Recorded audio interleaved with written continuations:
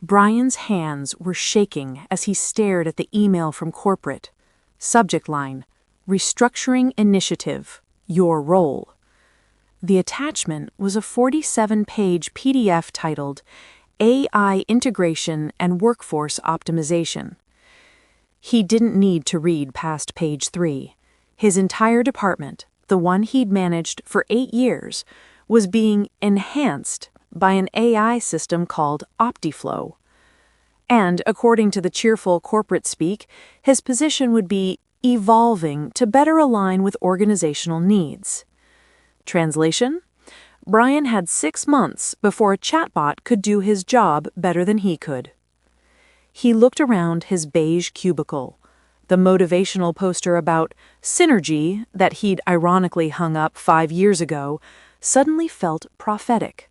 He was about to achieve ultimate synergy with the unemployment line. The irony? Brian had spent the last 2 years dismissing AI as just a tool. While everyone else was learning prompts and automation, he'd been perfecting his Excel macros like it was still 2008. Now that tool was coming for his livelihood.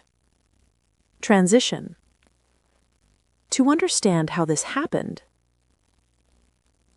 rewind. 6 months earlier.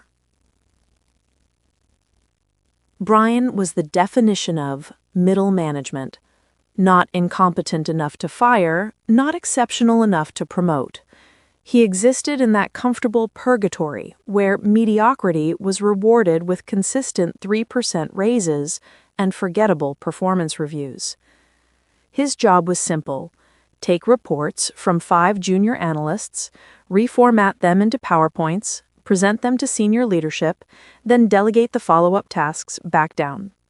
He was a human game of telephone, and he knew it. But it paid $87,000 a year with decent benefits, so Brian had mastered the art of looking busy while doing remarkably little.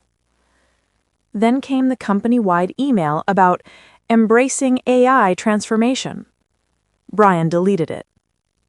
2 weeks later came the mandatory AI workshop. Brian attended, checked his phone throughout, and learned absolutely nothing.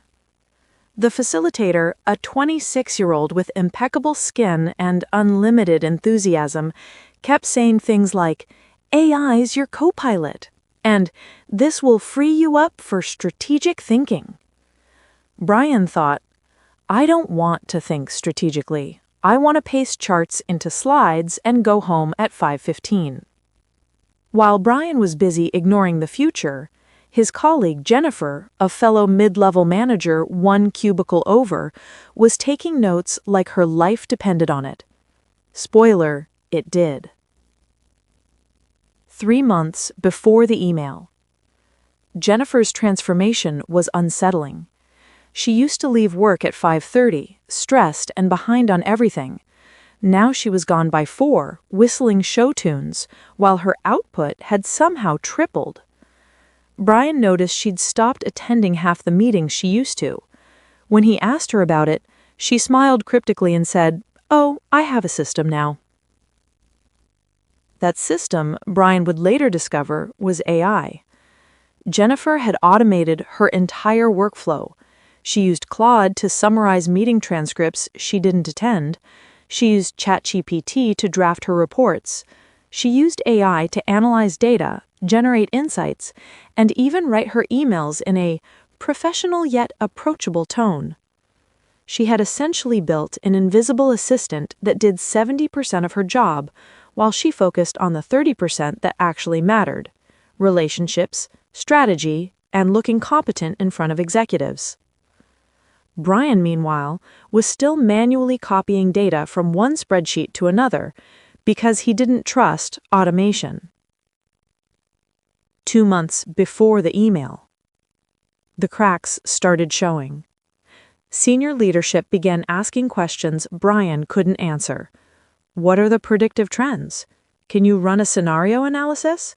What does the data suggest for Q3?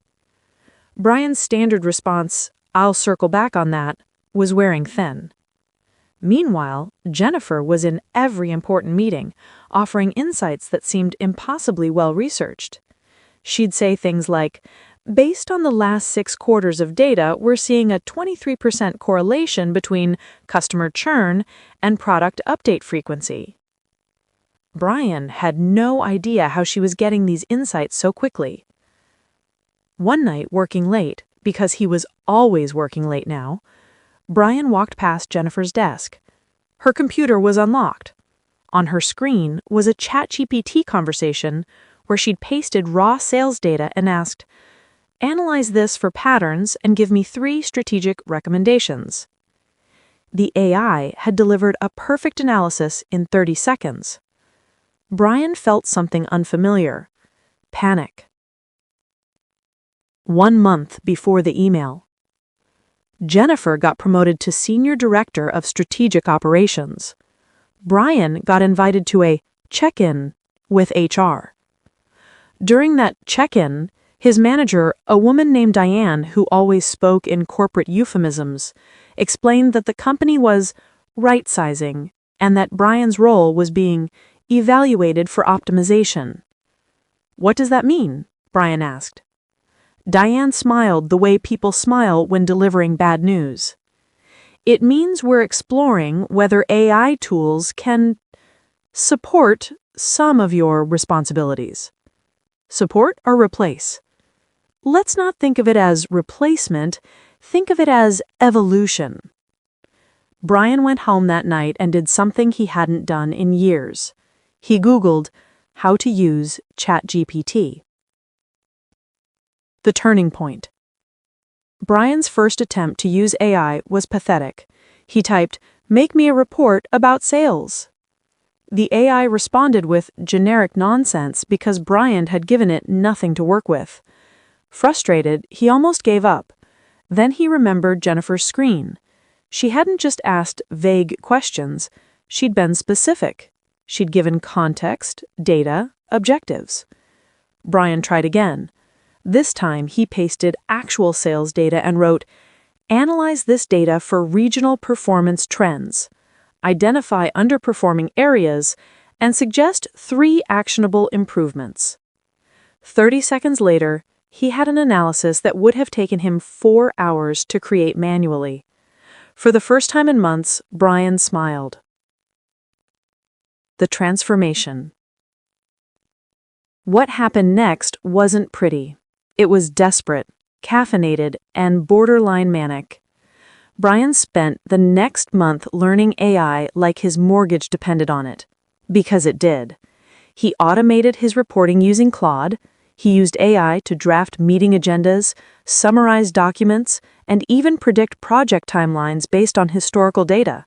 He learned to prompt effectively, specific, contextual, goal-oriented. But Brian didn't stop there.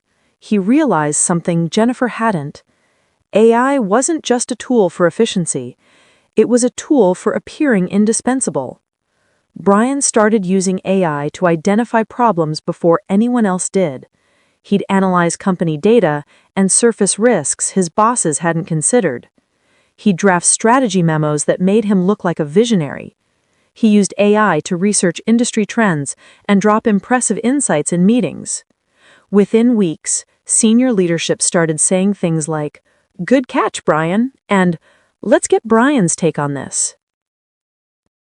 Back to the email. So when Brian opened that restructuring email, his hands weren't shaking from fear. They were shaking from caffeine. Because buried on page 11 of that 47-page PDF was a line that changed everything. Selected employees who demonstrate advanced proficiency in AI integration will be considered for newly created leadership roles in our Digital Transformation Initiative. Brian had a meeting with Diane the next morning. This time, she looked nervous. "Brian, we've been reviewing your recent work.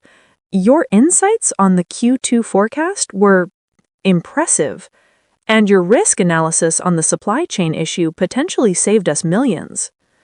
Brian nodded, trying not to grin. We'd like to discuss a new role for you, Director of AI Operations. You'd be responsible for training other managers on AI integration and helping the company optimize workflows. The promotion came with a 40% raise. Jennifer, ironically, was passed over. She'd used AI to become efficient, but Brian used AI to become strategic. The lesson. Here's the dark truth Brian learned. AI won't take your job, but someone using AI will. The question isn't whether AI will replace workers, it's whether you'll be the worker who learns to use AI or the worker who gets replaced by someone who did. Brian's mistake wasn't resisting technology, it was waiting until panic forced him to adapt. His breakthrough? Realizing AI isn't about doing less work, it's about doing higher value work. It's about using tools to eliminate the tedious so you can focus on the irreplaceable. Insight, relationships, strategy. The people who win aren't the ones who do AI's work, they're the ones who use AI to do work that matters. 6 months after his promotion, Brian ran into Jennifer at the coffee machine. "Congrats on the new role," she said, trying to hide her bitterness. Brian stirred his coffee. "Thanks. Hey, you know what's funny? I probably would have ignored AI forever if I hadn't gotten scared." Jennifer raised an eyebrow. "So fear saved your career?" Brian smiled darkly. "Fear and spite. Turns out that's a powerful combination." He walked back to his new office, the one with actual walls, and got back to work. Only now, the work was building the system that would make dozens of other Brians obsolete. The irony wasn't lost on him, but the paycheck helped.